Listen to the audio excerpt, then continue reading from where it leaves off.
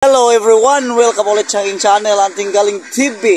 Ngayong araw na to, mag-update tayo sa ating mga alagang itik. Dahil lumipas na ang bagyong Tino. Hindi tayo, ito sila oh. Buti hindi natamaan yung bahay natin sa alaga. Ayan oh. Yung payag sa alaga natin hindi na natamaan. Lumihis yung nyug. Ang taron. Oh, at saka yung kahoy. Buti hindi natamaan yung ano natin. Kamalig natin. Good morning. Yan po sila oh. Umabot yung tubig dito mga boss. Dito sa loob ng kulungan umaabot yung tubig. Tubig baha. Grabe ang lakas ng baha ng bagyong Tino. Buti marami pala tayong egg. Meron daw sa gilid. Oh. Magpakain muna tayo. At magbigay tayo ng vitamin sa kanila. Okay? Ito yung pagkain natin. Oh. The clear. Oro at saka egg 1,000. Ito na natin ilagay siya. Okay? Maglalagay muna tayo ng vitamins at saka pagkain.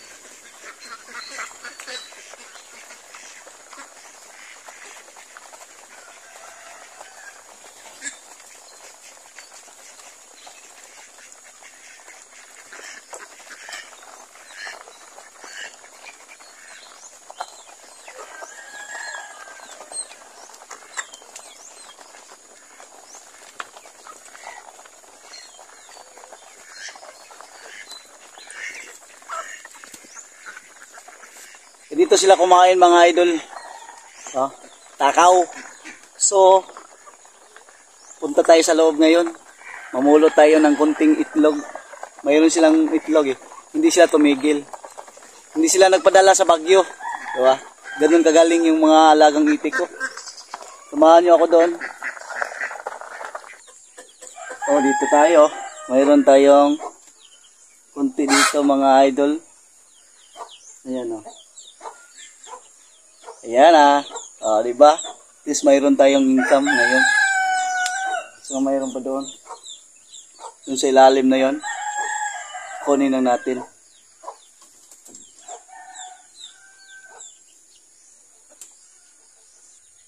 Ito na. Kunti lang. Ayun oh. Doon pa sa ilalim. Diba? At least mayroon tayong income ngayon. Hindi tayo zero. Diba? Laban lang tayo mga idol. Ayan na.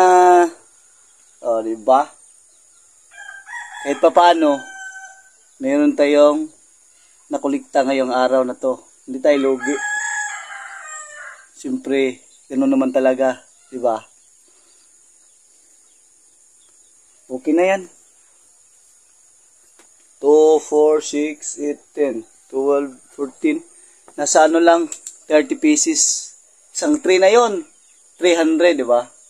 Right na?